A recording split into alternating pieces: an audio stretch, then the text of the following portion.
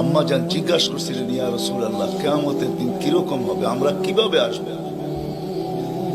তো আম্মা জানকে আল্লাহ রাসূল বলছিলেন যে হুফাতান ওরাতান, পায়ে হাইটা আসবে, উলঙ্গ আসবে। তো আম্মা জান চিৎকার দিয়া বলছে, আলা ইয়ারা বাযুনা বাযা, আমাদের একজন আরেকজনকে দেখবে না?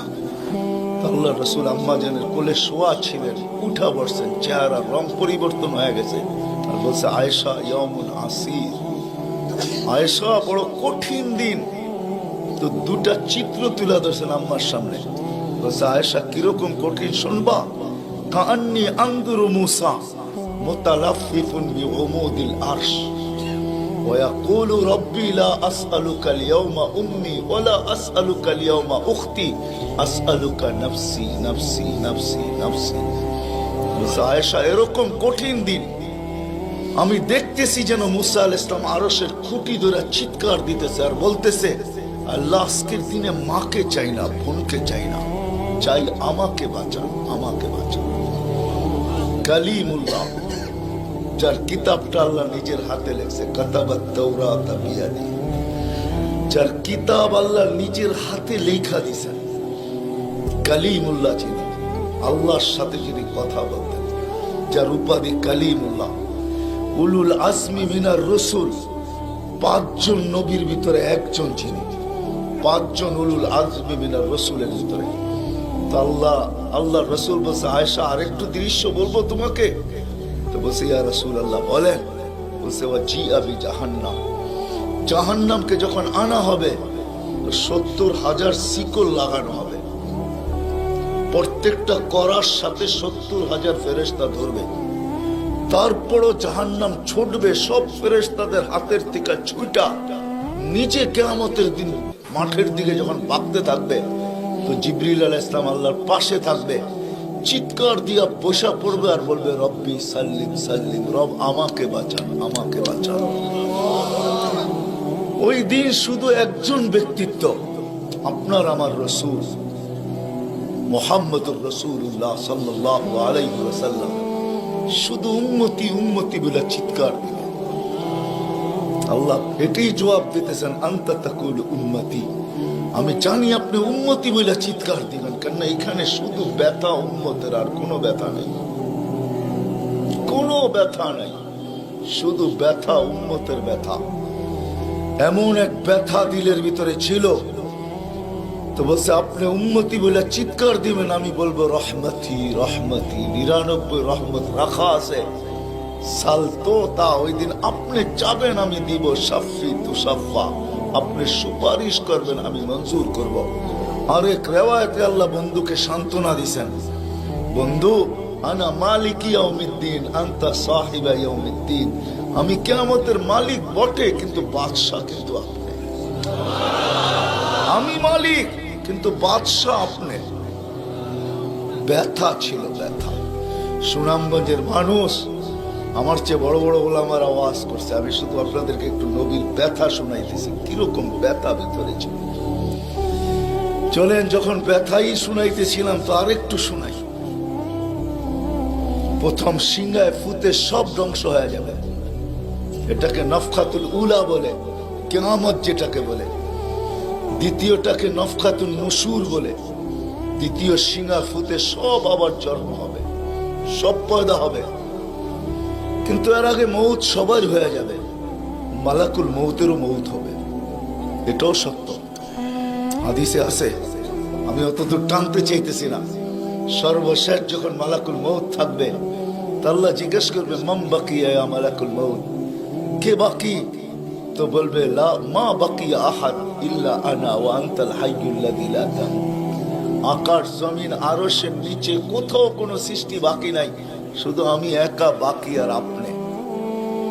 আল্লাহ জিজ্ঞাসা করবে, আইনা আনতা, তুমি কোথায়?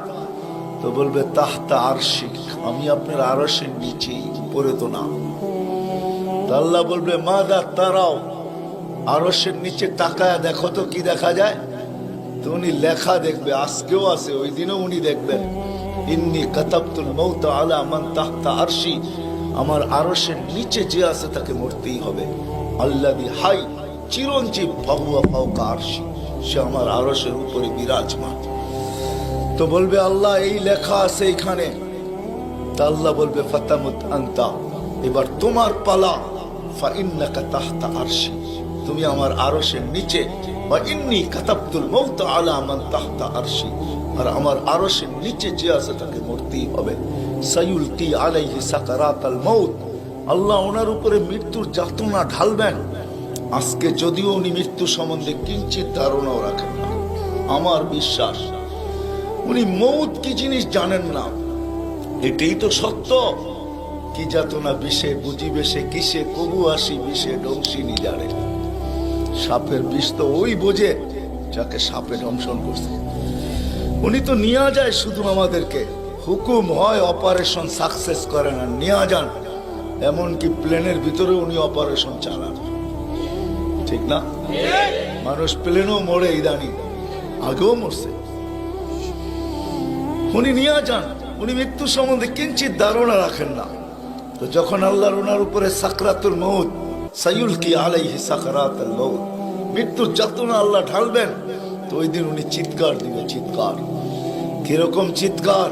বলবে বিইজ্জতিকা ওয়া জালালিক, তোর ইজ্জত আর জালালের কসম, ওয়া উলুবি মাকানিক, তোর উচ্চতার কসম মালিক। লাউ আলিমতু সাকরাতাল মউত, মৃত্যু সম্বন্ধে যদি আমার কিঞ্চিত ধারণা থাকতো, মা কাবাস্তু আরওয়াহাল মুমিনিন, কোন মুমিন মুসলমানকে আমি এত কষ্ট দিয়ে নিয়ে আসতাম, এত কষ্ট। কিন্তু বহুত ওনার হবে, উনিও মুখ থুবড়ায় পড়বেন। দ্বিতীয় নফখার আগে আল্লাহ 4 জনকে পয়দা করবেন, জিবরিল, মিকাইল, ইসরাফিল, মালাকুল মউতকে। কিন্তু পয়দা করতে দেরি, জিবরিল আলাইহিস সালাম কানতে দেরি করবেন না। 3 জন জিজ্ঞাসা করবে কান্নার কারণ, বলে ইদান ইউমার ইসরাফিল, এখনই হুকুম করা হবে ইসরাফিলকে নফখাতুন নুশুরের জন্য, আর আমাকে হুকুম করা হইবে আল্লাহর বন্ধুকে মাকামে মাহমুদে নিয়ে আসার জন্য। কিন্তু আমি আমার মৃত্যুর পরে ভুলে গেছি উনার কবর কোথায়। তো 3 জন বলবে সহজ সমাধান, ফাসআলিল আরদা, তুমি জমিনকে জিজ্ঞাসা করো। তো জিবরিল আলাইহিস সালাম জমিনকে জিজ্ঞাসা করবে আইনা কবরা হাবিবার রহমান, আল্লাহর বন্ধুর রওজা কোথায়? তো জমিন উত্তর দিবে কদ দাক্কানি আল্লাহু দাক্কা ফানাসিত, প্রথম সিংহায় ফুতে আল্লাহ আমাকে এরকম ধুনা ধুনছে, এরকম ছানা ছানছে। ছানা বোঝেন? ধুনা বোঝেন? এরকম ধুনা ধুনছে, ফানাসিত, আমিও ভুলে গেছি কোথায় রাখছি। এটা মাঝে মাঝে আমাদের সাথেও ঘটে। টুপি যাবে খোঁজে সারা ঘরে, ঠিক না? সারা ঘর মাথায় উঠায় ফেলে, হঠাৎ পকেটে হাত দিয়া দেখে টুপি আর জিব্বাটা কামড় দিয়ে বেরিয়ে চলে যায়, ঠিক না? নাহলে তো ঘরালার আবার এর মাথা খারাপ করবে, ঠিক না? আমাদেরও ঘটে, জমিনও ভুলে যাবে।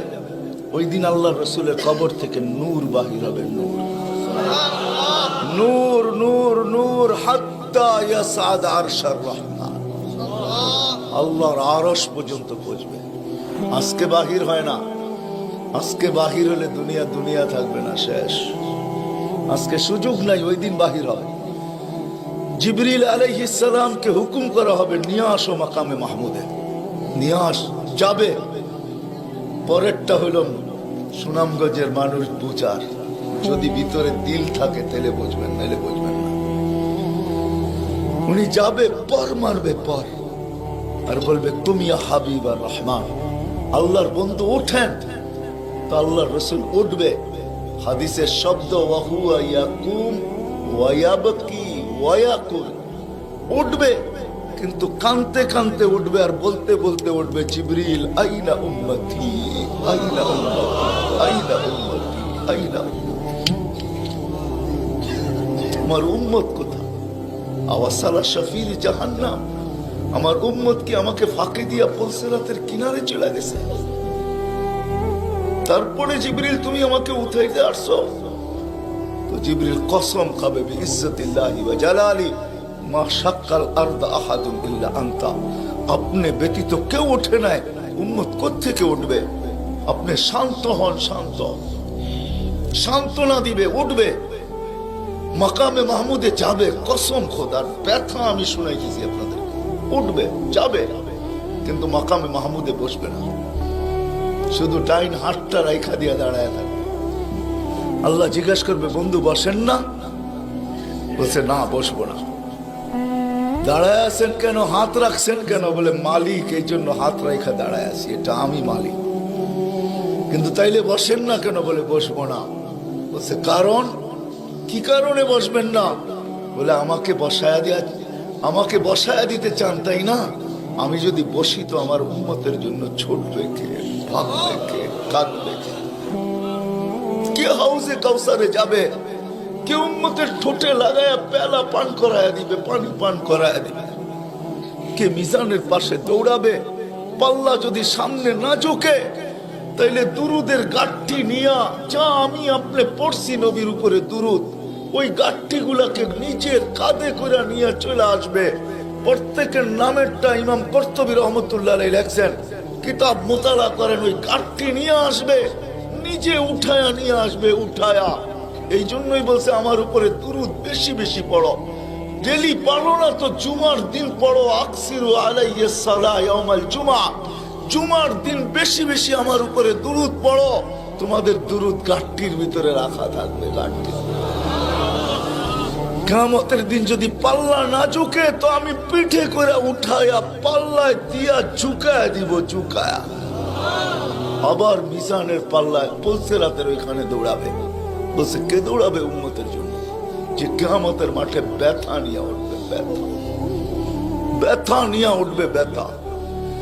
হায় হায়, যে মৃত্যু লগ্ন ব্যথা নিয়ে গেছেন, ব্যথা।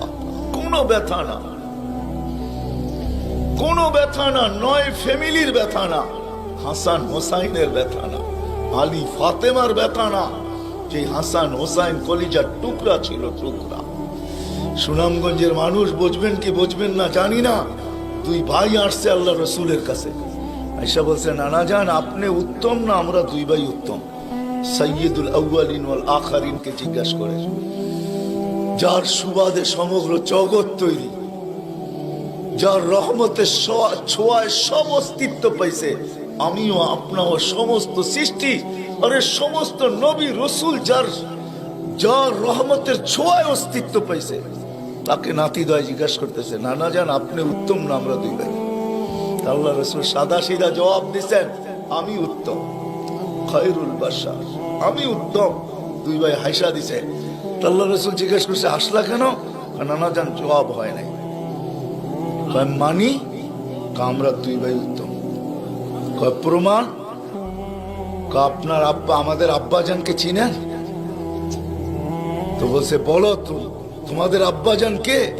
আলিউল মুর্তাজার পুরা মানাকে পরিচয়। আমি সিলেটও বলে আসছি, আমার বড় আফসোস লাগে, বাংলাদেশে হাজারো ওয়াজ হয় সারা বছর, কিন্তু আজ পর্যন্ত একটা ওয়াজের ব্যানার পাইলাম না যে শানে সাহাবা, শানে সিদ্দিক, শানে আবু বকর, শানে ওমর, শানে ওসমান। বহুত কম ব্যানার পাই শানে রিসালাত, আল্লাহ রসুলের শান। চিনি না বিদায়, রাগ হবেন না, আজকে চিনি না বিদায়। প্রত্যন্ত অঞ্চল সুনামগঞ্জের সাথে আজকে যোগাযোগ বড় ভালো, আপনাদের হাইওয়ে বড় সুন্দর, গাড়ি বড় স্পিরিটে চলে, কিন্তু একটা দিন ছিল এখানে যোগাযোগ বড় দুর্গম ছিল। বাতিল এই সুযোগগুলোকে ব্যবহার করছে। প্রত্যন্ত অঞ্চলের মানুষ নবী জানে না কাকে বলে, রসুল চিনে না কাকে বলে। আপনারা তো শহরের মানুষ, হায় হায়, আপনাদের এই সুনামগঞ্জ পাওয়া যাবে বহুত মানুষ নবীর নামও বলতে পারবে না। রাগ হয় না, রাগ হয় না, পায়ে হাত রাখে। বিদায় বাতিল এটাকে সুযোগ হিসাবে ব্যবহার করে। নবীকে যখন চিনে না তো ভুল নবীর 2 নম্বর 22 নম্বর নবীর মালা তাদের গলায় পড়ায়া দেয়। কাদিয়ানি বানাইতে সুবিধা এই জন্য, নবীর পরিচয় যদি আমাদের বাচ্চা বাচ্চা জানতো, নারী পুরুষ জানতো, আমাদের স্কুল কলেজের ছেলেরা জানতো যে আমাদের নবী কে, তার প্রয়োজন কতটুকু, তার মর্তবা কত বড়, তাইলে কেউ এরকম দাওয়াত নিয়ে যাইতে দেরি, জুতার বাড়ি খেয়ে ফিরতে দেরি হতো। মুখ খোলার সুযোগ ছিল না আমার। আমার বড় আফসোস লাগে, দিলে ব্যথা লাগে, ব্যথা যে বাংলাদেশে হাজারো লক্ষ ওয়াজ হয়, জানি না হুজুররা দেখছে কিনা জানি না, শানে সাহাবার কোনো ওয়াজ নেই, শানে আলী, শানে ওমর, শালিয়া। হায় হায়, কথা মনে উঠছে, এই জন্য বলেই ফেলি আজকে। আলী রাদিয়াল্লাহু তাআলা আনহু বসা আল্লাহ রসুলের কাছে, দুইজনই বসা, আর কেউ নাই। আমি আপনাদের কিতাবের হাওয়ালা দিব, কিতাব দিব।